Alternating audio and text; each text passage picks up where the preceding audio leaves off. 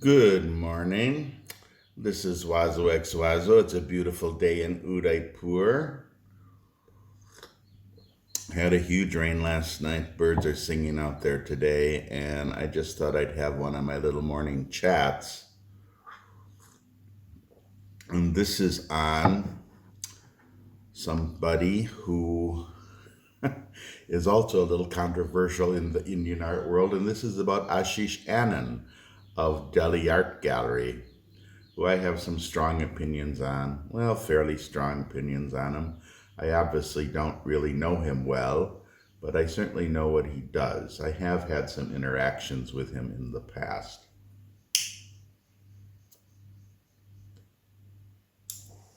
Try to keep this beady going this morning. Anyway, a lot of people like to pick on Ashish Anand.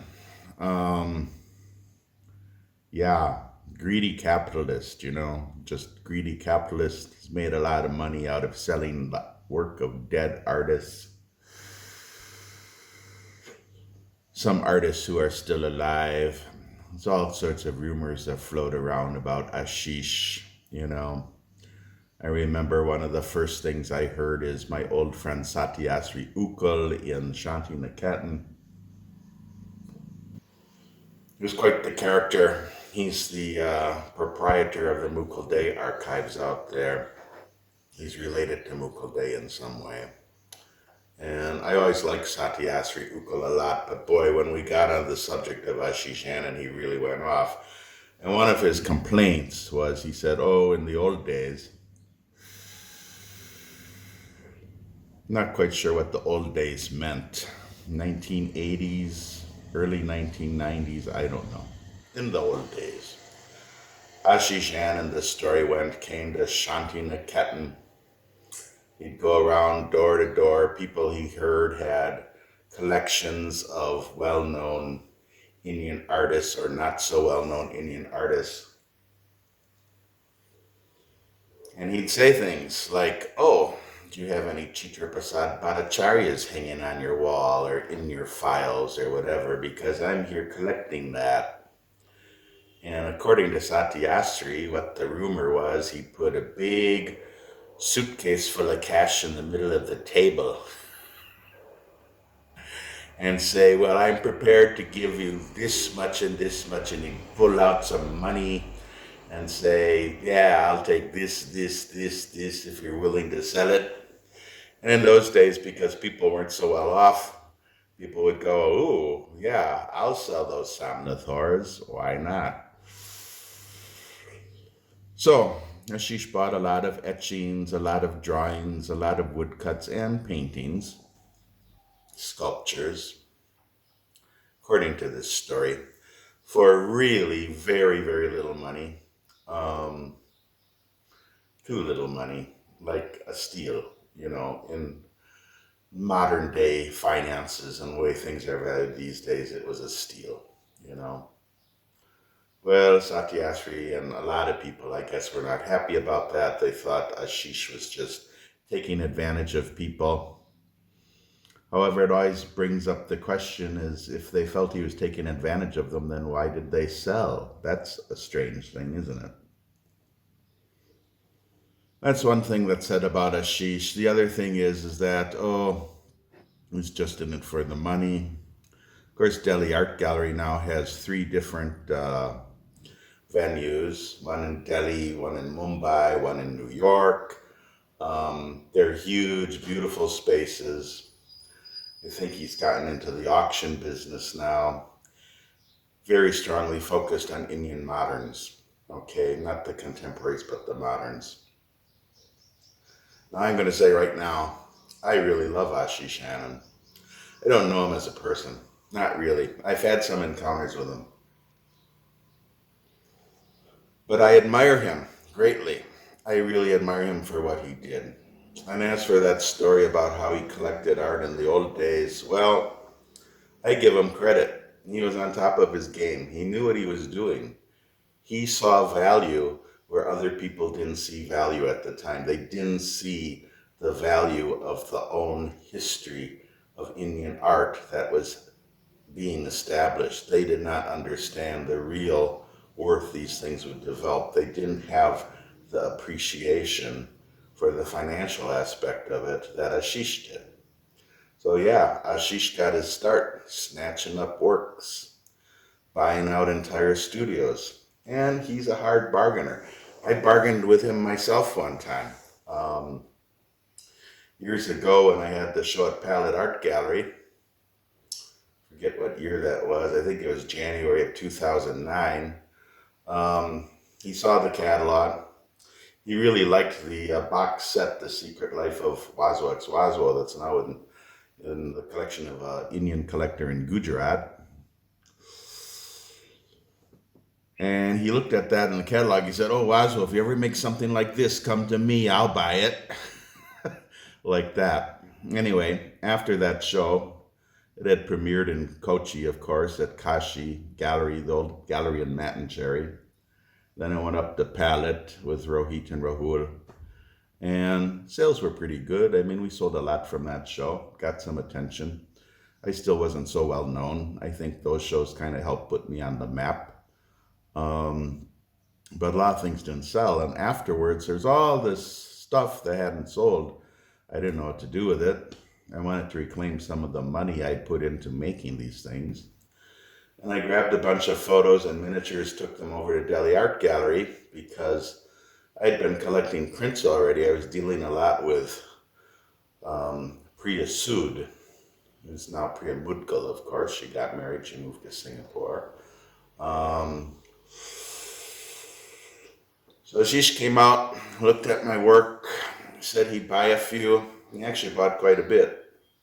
He bargained really, really hard. I mean, really hard. And in some ways, I felt too like, I'm just giving these away. But I was desperate for money at the time. I wanted to reclaim some money from that show, from those two shows. So I sold him some works and walked away with a check. He's smart, okay? You can't fault somebody for being smart. So yeah, he's a businessman and he's a capitalist, 100%. Strange, he's a capitalist, and yet if it wasn't for Ashish Anand, we probably would not be valuing somebody like Chitra Prasad Bhattacharya as much as we do now. So Ashish Anand, ironically, as the capitalist, promoted the communist Chitra Prasad quite well and made his works quite valuable. I think Ashish Anand has a real love of art. I think he has a good eye. I think that he is passionate about it. I think that Ashish is not just in it for the money. Ashish is in it because he loves Indian art. He loves Indian modernism. He's got an eye. He looks at things very, very carefully. And he knows what is good. And he's not one that just goes by the trends. I got a book right here. Okay, this is one recently came out on DAG Modern. A lot of artists in here from South India normally don't get attention. Yet here we have this giant thick book that Delhi Art Gallery is famous for putting out with all of these wonderful artists from South India, all being very well documented, very well talked about. Their biographies, the styles of their paintings, everything you could possibly want to know. What a wonderful, wonderful record these books are. And Delhi Art Gallery has put out so many books. I just did a little bit of Googling, and apparently Delhi Art Gallery employs about 127 people, according to one thing I read. One time when I was at Delhi Art Gallery in Delhi, I'm sorry, it's DAG Modern now. They dropped the Delhi after they expanded.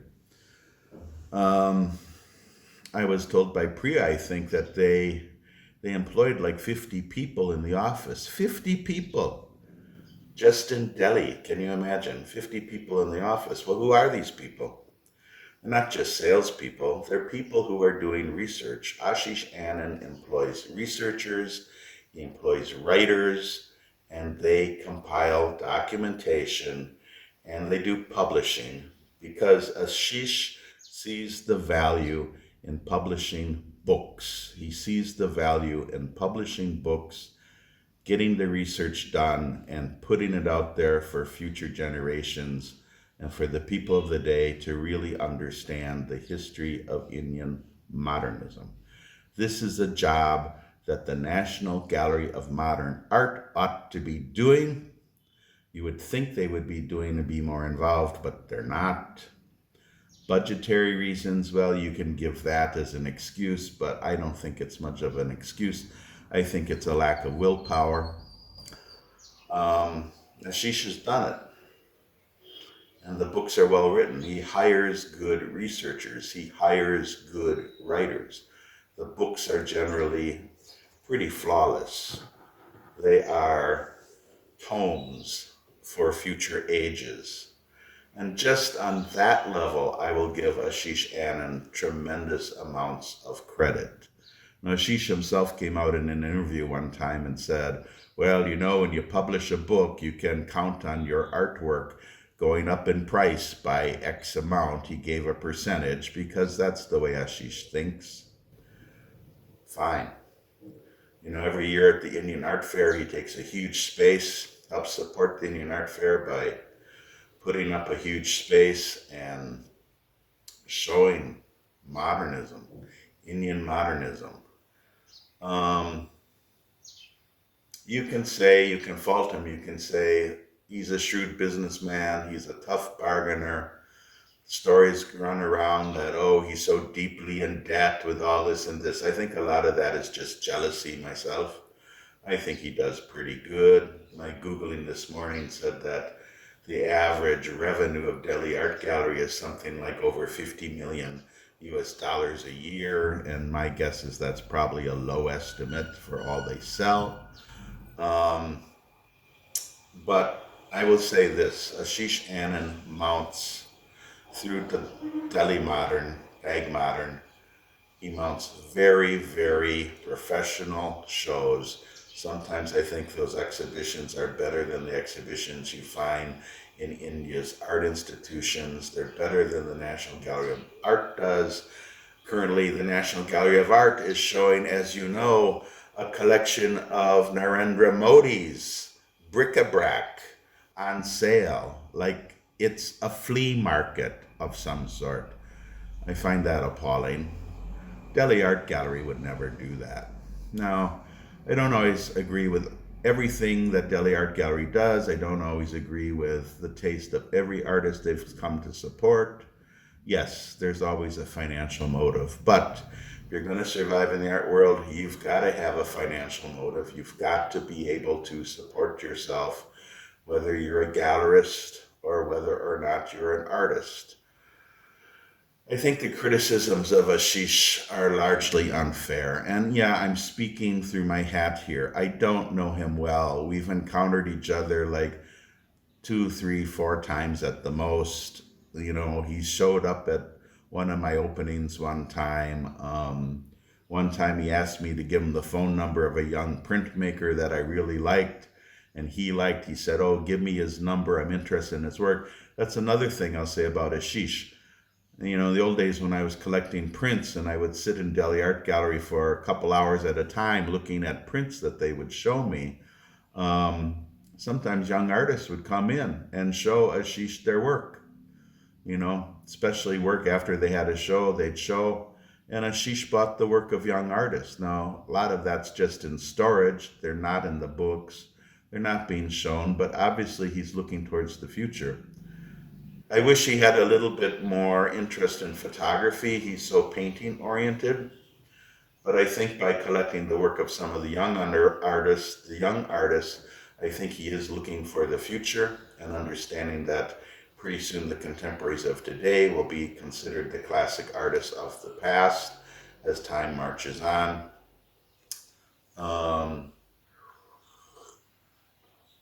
Yeah. So I think if it wasn't for Ashish Anand and if it wasn't for DAG Modern, India's art scene would be so much more poor, so much less rich than it is. He has helped put Indian modernism on the map, just as Kiran Nader and other people, who have been highly involved in promoting Indian modernism. Um, he's somebody who needs to have some credit.